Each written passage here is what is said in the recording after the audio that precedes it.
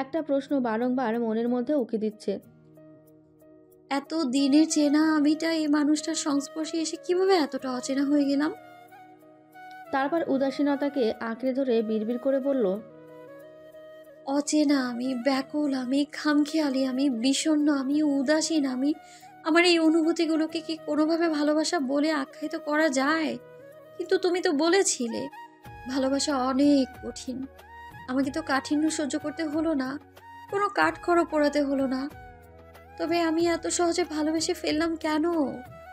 আমার ভালোবাসা কি ভুল নাকি মোহ? আমি যে ক্ষণে ক্ষণে প্রতি ক্ষণে বদলে যাচ্ছি, আমার এই বদল কি তোমার চোখে পড়ে না? তুমি কি বুঝেও কিছু বোঝো না? দেখেও অন্ধ সেজে থাকো? জানো মাঝে মাঝে কতটা দিশেহারা বোধ করি। আমার পাশে তুমি আছো, কিন্তু আমি ছুঁয়ে দিতে পারি না, গিয়ে জড়িয়েও ধরতে পারি না, কাঁধে মাথা রেখে সুখ দুঃখের দুটো কথা বলতে পারি না। ভালোবাসায় যে অজ্ঞ আমি, কি করে তোমায় বোঝাই আমি নিজেকে? প্রকাশ করতেই হবে, অপ্রকাশ্যে আমার অনুভূতি কি তোমাকেও ছুঁয়ে দিতে পারে না?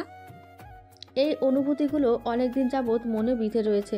কেন যেন মনে হচ্ছিল আয়মানকে কিছু বলা যাবে না, আবার না বলেও থাকতে পারছে না। হাঁসফাঁস লাগে, দম বন্ধ হয়ে আসে, দিশেহারা লাগে, বুকে ব্যথা অনুভব হয়। তাই অজান্তে সব প্রকাশ করে দিল। আয়মান হয়তো শুনল না, কিন্তু নিহিন শান্তি পেল। সুন্দর এই রাতটাকে ভালোবাসার রাত হিসেবে আখ্যা দিল।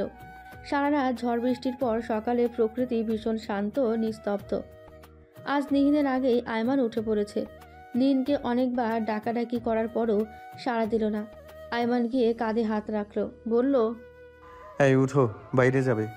নিহিন ঘুম ঘুম কণ্ঠে জবাব দিল, তো যাও না, আমি কি বাধা দিয়েছি? আমার ঘুমের 12টা কেন বাজাচ্ছ? তুমিও যাবে? বৃষ্টির পর সমুদ্র সৈকতের দৃশ্য ভীষণ সুন্দর। চলো ঘুরে আসি, মন ভালো হয়ে যাবে। নিহিন তৎক্ষণাৎ উঠে বসল, বাঁকা দৃষ্টিতে তাকিয়ে বলল, আমার কি মন খারাপ নাকি? হুম, এখন হয়তো খারাপ নয়, কিন্তু খারাপ হতে কতক্ষণ? তোমার মন তো লাগাম ছাড়া, এই ভালো এই খারাপ। তোমার মনের কথা শুনে কখনো যেন কিছু করো না, সত্যি বলছি ফেঁসে যাবে। নিহিন গভীরভাবে ভাবতে লাগলো। মনের কথা শুনেই তো সে আয়মানকে ভালোবেসেছে। তবে কি ভুল করেছে? মনের কথা শোনা উচিত নয়? তার মন কি অতিরিক্ত খামখেয়ালি? এই জন্যই তার কাছে ভালোবাসা সহজ লাগে? তাহলে তো ভাবনার অবকাশ মিলল না। আয়মান তাড়া দিতে লাগলো। নিহিন সহসা উঠে ফ্রেশ হয়ে তার সাথে বেরিয়ে গেল। একটা হুটখোলা রিক্সা, মৃদু সমীরণ, জনমানবহীন শান্ত রাস্তা, অচেনা পথে চেনা মানুষ। অনুভূতির খেয়ায় ভাসতে ভাসতে আয়মানের কণ্ঠ ও কর্ণকুহরে ঠেকল। ওড়না তুলে নাও, বাতাসের সাথে সাথে দৌড়াচ্ছে। নিহিন তাই করল। প্রকৃতির মতো বোধহয় আয়মানের মনেও আজ আনন্দ উৎফুল্লতা উকে দিয়েছে। নিহিনকে নিয়ে সারা শহর ঘুরে বেড়ালো সন্ধে পর্যন্ত। সন্ধ্যার পর সৈকতে এসে উপস্থিত হলো। বালিয়াড়ি সৈকতের জায়গায় জায়গায় শামুক ঝিনুক পড়ে রয়েছে। নীল সযত্নে কিছুটা কুড়িয়ে নিল।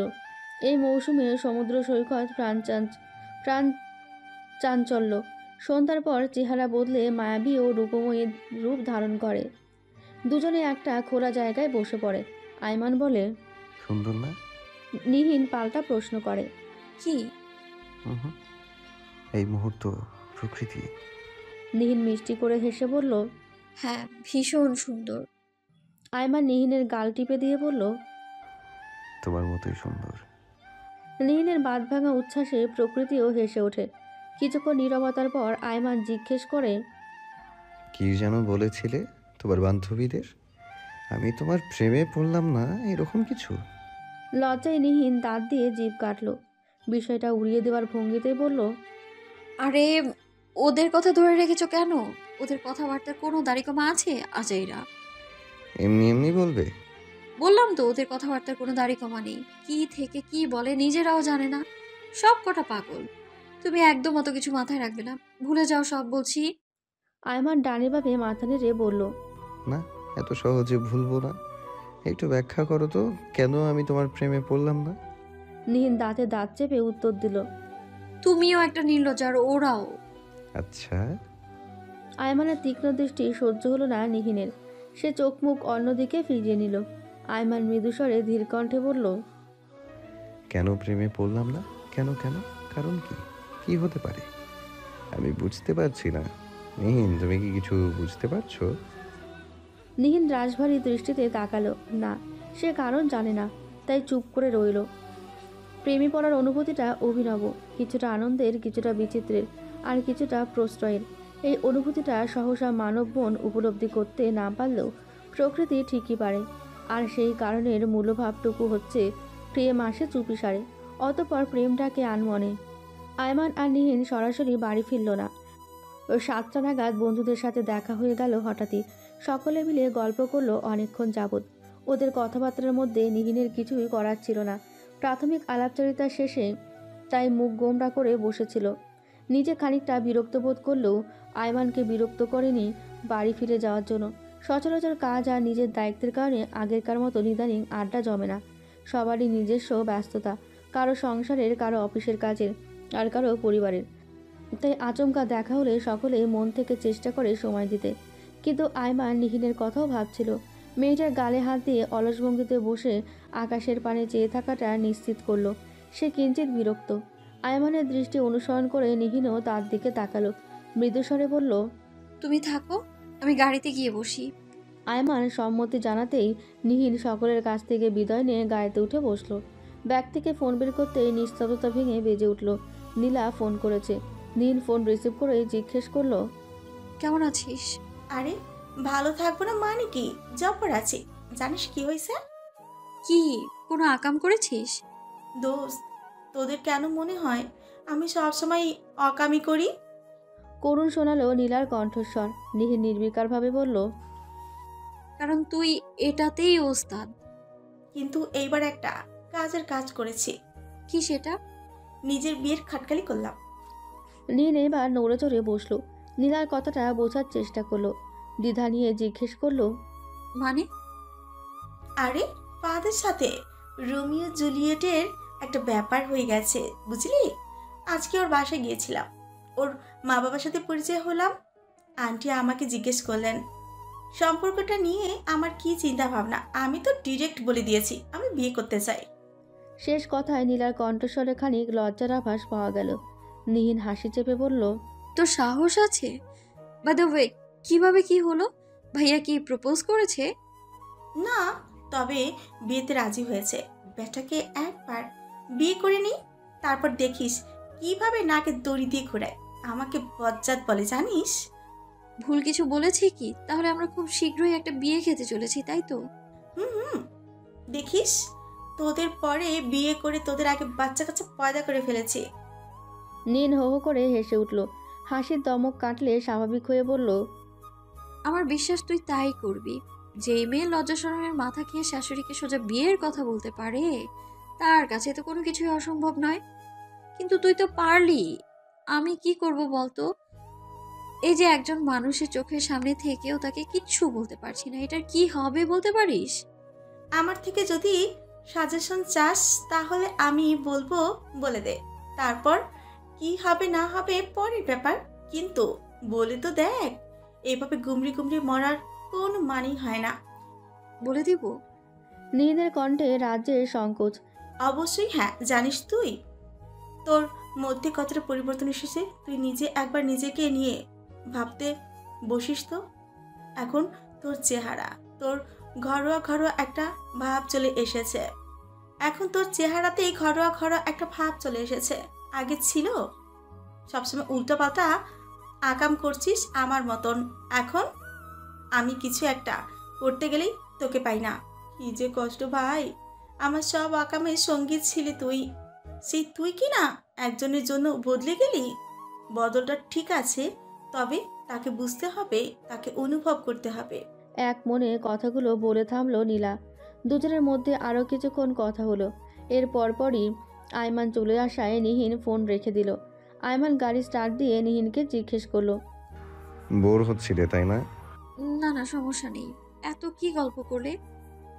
আমাদের তো দেখা সাক্ষাৎ খুব কম হয়। মোটামুটি সবাই নিজেদের গুছিয়ে নিয়েছে, এক একজন এক এক দিকে ছড়িয়ে ছিটিয়ে। তাই ভাবলাম সবাই অন্তত একবারের জন্য একত্রিত হই। কাজ ব্যস্ততা থেকে একটু দূরে কিছু সময়ের জন্য নিজেদের সময় দিই, সেটা নিয়ে কথা হলো। Get together? ওই রকমই কিছু বলতে পারো। কবে সেটা? সামনের সপ্তাহে হওয়ার 80% চান্স আছে। তারপর থেমে ফের বলল, তুমিও আছো কিন্তু সাথে। বউদের অবশ্যই থাকা উচিত। আয়মান ভ্রুকুচকে বলল, কেন? তাদের বরদের উপর নজরদারি করার জন্য। বলা তো যায় না কখন কোথায় ফসকে যায়। আয়মান হেসে বলল। আচ্ছা, তুমি যেও আমাকে পাহারা দিতে। আয়মান আরও অনেক কথা বলল। নীল এইবারের মতো নীরব শ্রোতা হয়ে শুনেই গেল। মাঝখানে হেসে মাথা নেড়ে হু হ্যাঁ উত্তর দিয়ে সম্মতি জানালো। ডিনারটা দুজন বাইরে সেরে দিল। আজ এই অপরূপ সৌন্দর্যে ভরপুরতা থেকে বের হয়ে বাড়ি ফেরার জন্য মন টানছে না একদমই। ঝড় বৃষ্টির এই সময়টাতে রাত 10টায় রাস্তাঘাট প্রায় ফাঁকা হয়ে গেছে। হাতে গোনা কিছু মানুষ নিজেদের প্রয়োজনে বেরিয়েছে হয়তো। ফাঁকা রাস্তায় হঠাৎ হঠাৎ বড় বড় ট্রাক সাঁই সাঁই করে পাশ কাটিয়ে যাচ্ছে। আয়মান বাইপাস ধরল। নিশ্চিন্ত আবহাওয়ায় অজানায় ছুটে চলল। অজানা কারণ তাদের গন্তব্য উদ্দেশ্যহীন। নীল উসকুস করছিল কিছু বলার জন্য, কিন্তু আয়মান নিচে থেকে কিছু বলছে না। মনোযোগ অন্য কোনো কিছুতে নিবিষ্ট। এমন সময় আচমকা মাদকীয় একখানা কণ্ঠ কর্ণকুহরে ভেসে এলো। নীল চোখেতে পাশ ফিরে তাকাই। আয়মান নির্বিকার ভঙ্গিতে ড্রাইভ করছে। নীল আশপাশ অবলোকনে ব্যস্ত, আর মৃদু ভলিউমে রবীন্দ্রসঙ্গীত বাজছে।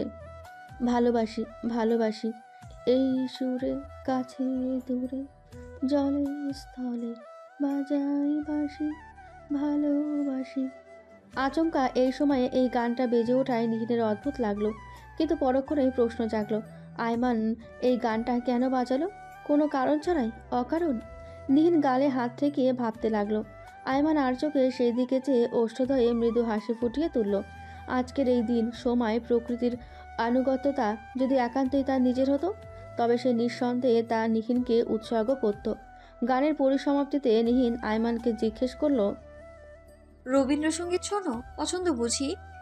আয়মান নিজের দৃষ্টি এবং মনোযোগ সম্মুখে অগ্রসর করেই বলল, শোনা হয়, তবে মাঝে মাঝে বিশেষ কিছু মুহূর্তে। বিশেষ মুহূর্ত? এই সময়টা বুঝি বিশেষ? হুম। নিহিন পাল্টা প্রশ্ন করলো। কেন? তুমি পাশে আছো যে, তাই। আয়মানের সহজ স্বীকারোক্তি। অজান্তেই নিহিনের অক্ষিজোড়া কিঞ্চিত অশ্রুসিক্ত হলো। সে নিম্ন পাশে দৃষ্টি স্থির করল। আয়মান চোখের পানি না দেখুক, দুর্বলতার উৎস না খুঁজে পাক, অনুরক্তির অবকাশ এত সহজে না ধরা দিক। এই সপ্তাহে আর বাড়ি ফেরা হলো না। প্রথমত আয়মানের কপালের কাটা দাগটা, একটুখানি ভালো না হওয়া পর্যন্ত সে বাড়ি ফিরবে না, সিদ্ধান্ত নিয়েছে। দ্বিতীয়ত তার বা নিহিনের কারণেই যাওয়ার ইচ্ছে ছিল না। ইদানিং বাড়ি ফিরতে ফিরতে একটু দেরি হয়। নিহিন অবশ্য অভিযোগ করে না, তার ব্যস্ত সময়টাকে মেনে নেয়, সম্মান করে আর অপেক্ষা করে। কখনো বারান্দায় গ্রিলে মাথা রেখে, কখনো বা রাতের খাবার নিয়ে বসে থেকে। আজ রাতেও আয়মান দেরি করে বাড়ি ফিরল। তুলনামূলক একটু বেশি দেরি হয়ে গেছে।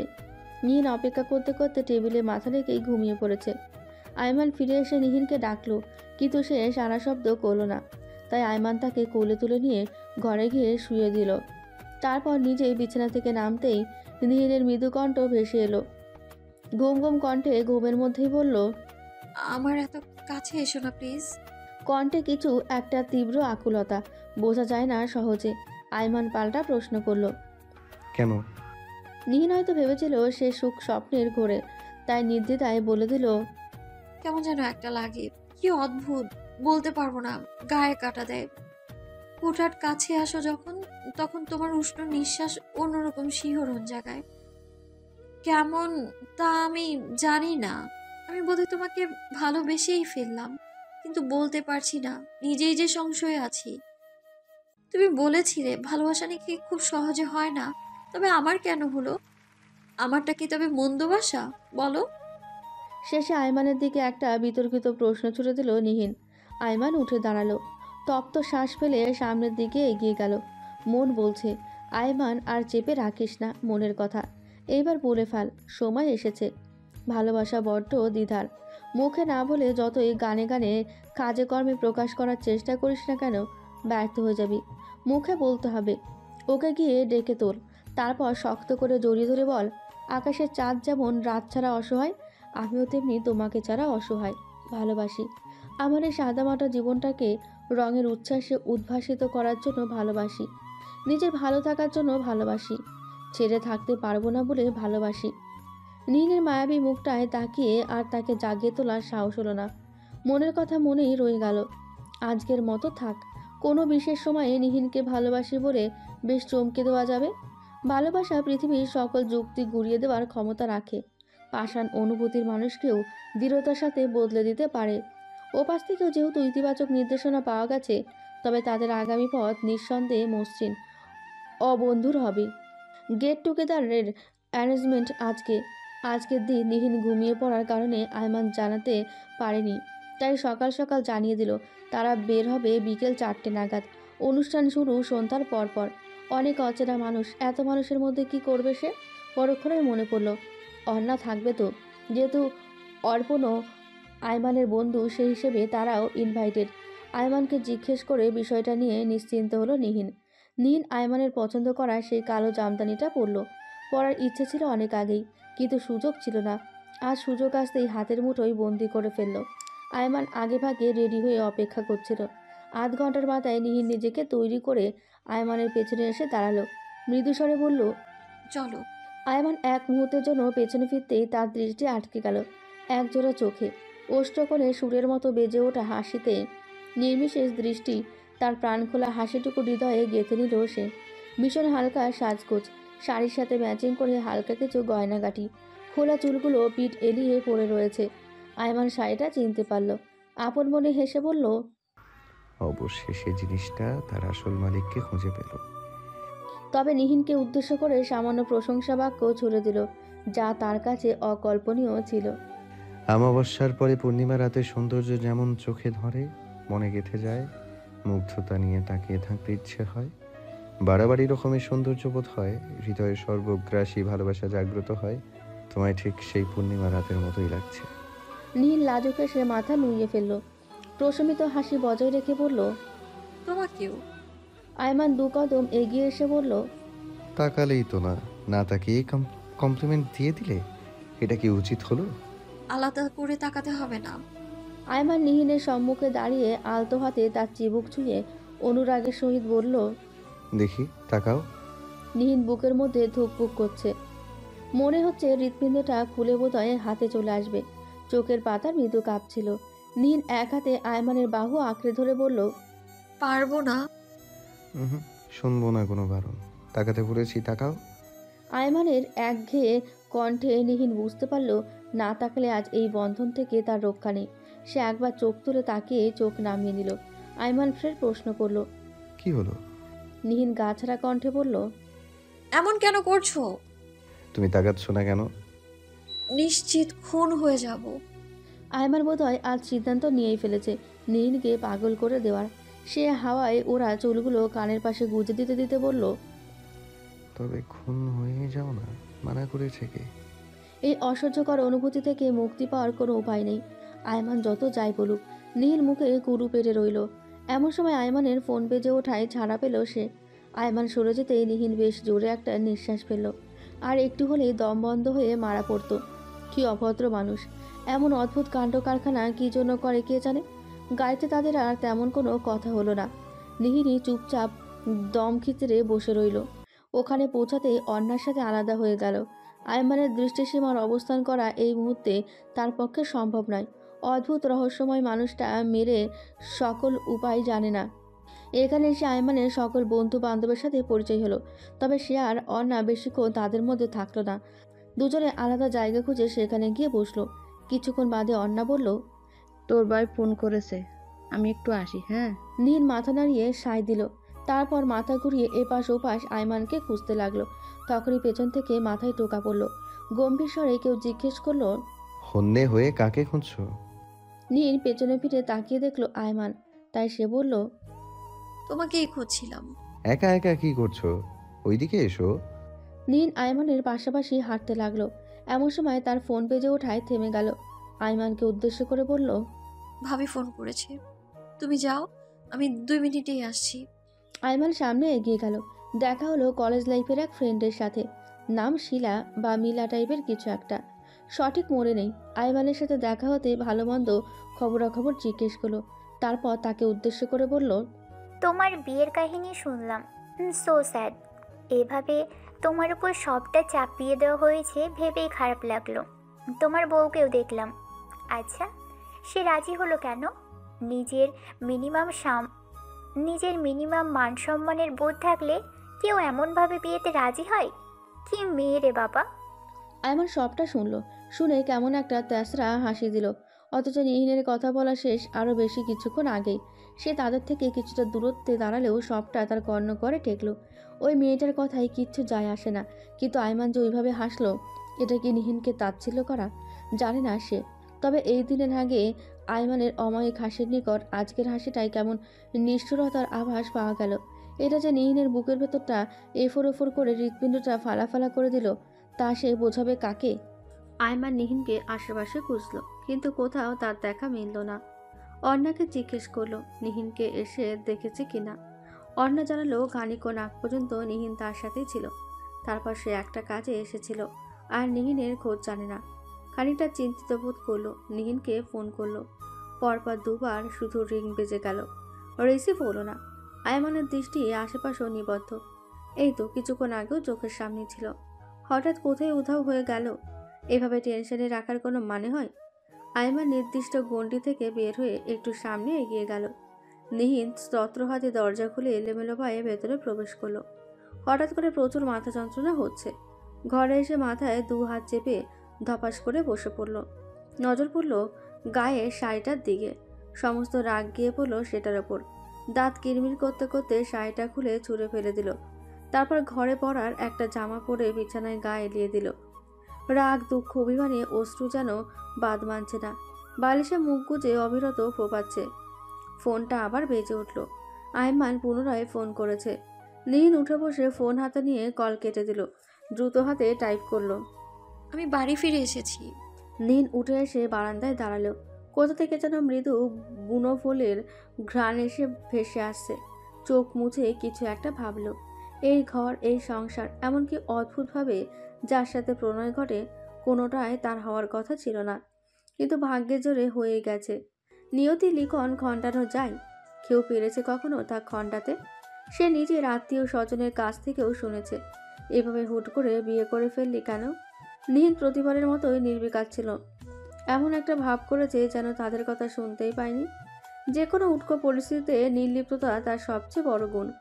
আজকেও গা ছাড়া ভাব নিয়ে সরে আসত, কিন্তু আয়মান আটকে দিয়েছে। না, ঠিক আয়মান না, তার ওষ্ঠদয়ে বিদ্রুপের হাসি আর মাথা টানানোর ভাবভঙ্গি। যখন জীবন নিয়ে এত কিছু ভেবে ফেলেছিল, যখন রং বেরঙের কল্পনা করতে শিখেছিল, ঠিক তখন জীবন এসে তাকে কঠিন এক বাস্তবতার মুখোমুখি দাঁড় করিয়ে দিল। হয় বুকে পাথর চাপা দিয়ে ছাড়তে হবে, নয়তো সেই পাথর চাপা দিয়ে ধরে রাখতে হবে। এই জন্যেই ভালোবাসা কঠিন সাধনার বিষয়। কি করবে সে? এই মুহূর্তে ছাড়ার কথা কল্পনাও করতে পারে না। ফের উঠে দাঁড়ালো, সারা ঘর জুড়ে পায়চারি করতে লাগলো। পথে শাড়িটা পায়ে বাঁধলো, সেটাকে ছুঁড়ে ফেললো। একটু আগের মুহূর্তগুলো মনে পড়লেই সারা গায়ে আগুনের স্ফুলিঙ্গ ছড়িয়ে পড়ছে। তার অতিরিক্ত জেদি স্বভাবের জন্য রাগ, দুঃখ, অভিমান কোনোটাই স্থায়ী হচ্ছে না। কেমন নিজেকে পাগল পাগল অনুভব হচ্ছে। বিছানার কিনারায় বসতে দরজায় আওয়াজ হলো। বাহ, দরদ দেখাতে সাহেব তড়িঘড়ি করে সব বাদ দিয়ে চলে এসেছে দেখা যাচ্ছে। আয়মান এসেই নিহিনকে উদ্বিগ্ন কণ্ঠে জিজ্ঞেস করলো, কি হয়েছে তোমার? নিহিন কিছুক্ষণ নীরব থেকে তেসরা কণ্ঠে জবাব দিল, কিছু হওয়াটা নিশ্চয়ই বাধ্যতামূলক নয়। আয়মান নিহিনের কথার অর্থ বুঝতে পারল না, তবুও জিজ্ঞেস করলো, বাড়ি ফিরে এসেছো কেন? তাও আবার আমাকে না বলে। তুমি জানো তোমাকে খুঁজতে খুঁজতে মাথা খারাপ হয়ে গেছে। ফোন ধরছিলে না কেন?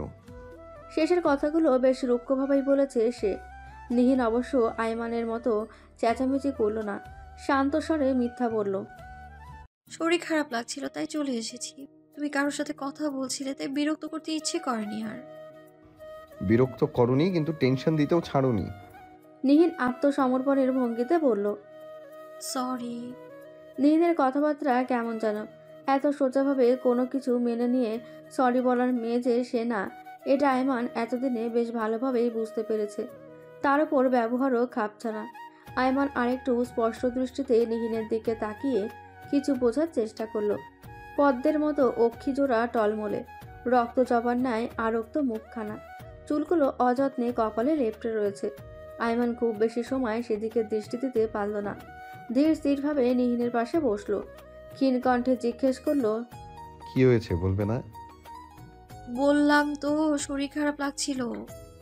কথার ভাঁজে মিথ্যের একটা অস্পষ্ট মিশ্রণ টের পেয়ে চোখ ছোট করে ফেলে আইমান। সে বলে, কিছু একটা হয়েছে বুঝতে পারছি। যাই হোক না কেন মিথ্যে বলো না। মিথ্যে কথা ধরার মতো জ্ঞান বুদ্ধি আমার আছে। নীল ইতস্তত ভঙ্গিতে আশেপাশে তাকালো। আইমানকে এখন সহ্য হচ্ছে না।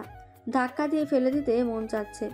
উগ্র মেজাজ আর দুশ্চিন্তার প্রবল পীড়ায় পিষ্ট হয়ে চপল মন বিষিয়ে রয়েছে। বিবেক সম্পন্ন মস্তিষ্ক বারবার জানান দিচ্ছে সব বোধহয় ভুল। তার ডান পাশ দখল করে বসে থাকা ব্যক্তিটাও চরম ভুল। আইমান তীক্ষ্ণ দৃষ্টিতে তার দিকে তাকিয়ে রয়েছে। নীল সেই চোয়ালের নিখুঁত দৃষ্টিপানে তাকিয়ে থাকার সাহস পেল না। সে তরাক করে উঠে বসে দাঁড়ালো, বলল, আমি ঘুমোবো এখন। নীল চলে যেতে উদ্যত হতেই আইমান ইশারায় তাকে থামতে বলল। নীল থামলেই আইমান কড়া কণ্ঠে ধমকে জিজ্ঞেস করে, তোমার কাছে কিছু একটা জানতে চেয়েছি, উত্তর দেওয়ার প্রয়োজন মনে করো না? নীল সে কথার জবাব না দিয়ে পাল্টা প্রশ্ন করল, তুমি হঠাৎ চলে এলে যে, ওখানে কি অনুষ্ঠান শেষ? থাকার আর প্রয়োজন মনে করিনি। তুমি চলে এসেছো, তাও না বলে। কতটা টেনশনে ছিলাম তোমার ধারণা আছে? প্যারা ছাড়া আর কি কি দিতে পারো তুমি? আমায় একটু বলবে প্লিজ? তুমি তো... আইমানের কথা শেষ করতে দিল না নিহিন। সে বলল, সত্যি আমার ভীষণ মাথা ব্যথা করছে, বিশ্রাম প্রয়োজন আমার। আইমান আর কিছু বলার অবকাশ পায় না। আবার বুঝতেও পারে না নিহিনের হয়েছেটা কি। নীল শুয়ে শুয়ে অনেকক্ষণ পর্যন্ত ভাবল। সেই সময়ের পর থেকে তার মনটা অস্থির, কোনো কিছুর আভাস পেয়েছে। তারপর থেকে সারাক্ষণ চিন্তামগ্ন সময় কাটাচ্ছে। ষষ্ঠ ইন্দ্রিয় আর মন উভয়েই নিহিনকে ভুল প্রমাণিত করার জন্য অদ্ভুত সব যুক্তি খাটাচ্ছে। কিন্তু নিহিনের ভাবনায় অস্বাভাবিক, অকল্পনীয়, অদ্ভুত কিছু ঘুরে বেড়াচ্ছে। মনে হচ্ছে অশনি ঝড়ের মতো তছনছ করে দেবে তার স্বাভাবিক জীবনটা। তীব্র দাপটে মুখিয়ে আছে সব। মনটা বড্ড বেচান অনুভব করছে। ভেবে কুলকিনারা খুঁজে পাচ্ছে না। আইমানের কাছে সে যদি এতটাই হেলা ফেলার বস্তু হয়, তবে সেই আইমান কেন তার সব বন্ধু বান্ধব ছেড়ে তার কাছে ছুটে এসেছে? এখানে তো আইমানের নিজস্ব কোনো স্বার্থ নেই। সে তো নিহিনের জন্য, তার ভালোর জন্য এসেছে। তবে কেন, কি জন্য নিহিন আনছান করছে এভাবে? পরদিন যথাসময়ে ঘুম ভাঙল। ঘুম থেকে উঠে দেখলো আইমান আগেভাগেই বেরিয়ে পড়েছে। নীল উঠতে গিয়ে দেখলো পাশের ফাঁকা জায়গায় একটা চারকোনা চিরকুট রাখা। কিছুটা আশ্চর্য হয়ে চিরকুটের ভাঁজ খুলল। সেখানে স্পষ্ট অক্ষরে লেখা, আশা করি এতক্ষণে ম্যাডামের ঘুম ভেঙেছে। উঠুন, ফ্রেশ হয়ে খেতে যান। মন কি এখন ভালো? সারা রাত তো বেশ আরামে ঘুমিয়েছেন। মন ভালো না থেকে যাবে কই? লেখা এতটুকুই। নিহিনের এই চিরকুট দাতাকে চিনতে বিন্দুমাত্র অসুবিধাও হলো না। সে ভেঙচি কেটে বলল, ঢং। তারপর উঠে ফ্রেশ হলো। ডাইনিংয়ে যেতেই টেবিলে গ্লাসের নিচে আরেকটা চিরকুট চাপা দেওয়া দেখতে পেল। সেটা হাতে নিয়ে পড়তে শুরু করলো। রান্নাবান্না অনেক পরিশ্রমের কাজ। এই অথম বহুত কষ্টে আপনার জন্য সকালে উঠে রান্না করেছে। ঝটপট খেয়ে নিন তো। নীর অজান্তেই হেসে উঠল। মন বলল, নিমেষেই মন ভালো করে দিতে পারা এই মানুষটা কখনোই তাকে ছোট করতে পারে না। কিন্তু সব কিছুর পরেও যে একটা সংশয় রয়ে যায়, তার কি হবে? নিহির নিজের চোখে যা দেখেছে সেটাকে ভুল বলবে কি করে? খাওয়া দাওয়া শেষ করে একবার বারান্দায় পা রাখলো। সেখানেও একটা চিরকুট দৃশ্যমান হলো। আশা করি খাওয়া দাওয়া শেষ। এবার ছোট খাটো একটা কাজ করো তো। ফুল গাছগুলো দেখো কেমন শুকিয়ে যাচ্ছে। বৃষ্টি এলেই জায়গায় পানি লাগে, এছাড়া তো আলাদা করে যত্ন নেওয়াই হয় না। আজ ওদের দিকে একটু নজর দাও তো। যত্ন নিলে ভালোবাসা বাড়বে, বই কমবে না। নীল হাসি মনে তার ওপর অর্পিত দায়িত্ব পালন করলো। আশ্চর্য মানুষ, কার মনে হচ্ছিল বুকের পাঁজরটা কেউ খামচে ধরেছে। আজ সামান্যতেই সেখান থেকে মুক্তি মিলল। মুক্তির আনন্দ হলো ঠিকই, তবে সংসার কাটিয়ে উঠতে পারল না কিছুতেই। বারান্দা থেকে ঘরে আসতেই নিহিন আরেকটা চিরকুট দেখতে পেল। বিরক্ত নিয়ে এগিয়ে গেল সে। আইমান নিহিনের রোজকার রুটিন জানে বলেই সে অনুযায়ী চিরকুটগুলো সাজাতে পেরেছে। এটাই লেখা রয়েছে, এই, একদম বিরক্ত হবে না। নিশ্চয়ই বিরক্তিতে ভ্রু কুঁচকে আছো, তাই না? নীল অবাক হয়ে লক্ষ্য করলো সে আসলে ভ্রু কুচকে তাকিয়ে আছে। চাপা হেসে আবার চিরকুট পড়ায় মন দিল। এখন হাসছো, তাই না? অবাক হতে হবে না, আমি জানি জানি মনের কি অবস্থা। কালো মেঘ সরেছে। আমি কিন্তু আপ্রাণ চেষ্টা করেছি, আশা করছি ব্যর্থ হইনি। সত্য কথা কি জানো, তোমাকে অনেকদিন দেখছি তো। সবসময় হাসি খুশি, সব সময় হাসি খুশি, প্রাণ চঞ্চল, ছোকরুটে আর অদ্ভুত কথা বলার মানুষ। সেই তুমি হঠাৎ চুপ হয়ে গেলে ভালো লাগবে বলো? যে তোমার নিঃশ্বাসে অন্য কেউ বাঁচতে শেখে, সেই তুমি মনমরা হয়ে গেলে অপর পক্ষ বাঁচবে কি করে? যাই হোক, হাসি খুশি থাকো। আর হ্যাঁ, একটা ব্যাপারে আমি অনেক মন খারাপ করেছি। কাল যে শাড়িটা পরেছিলে, সেটা ওভাবে অযত্নে ফেলে রেখেছিলে কেন? আমার খুব পছন্দের ছিল। তোমার বোধহয় ভালো লাগেনি, তাই না?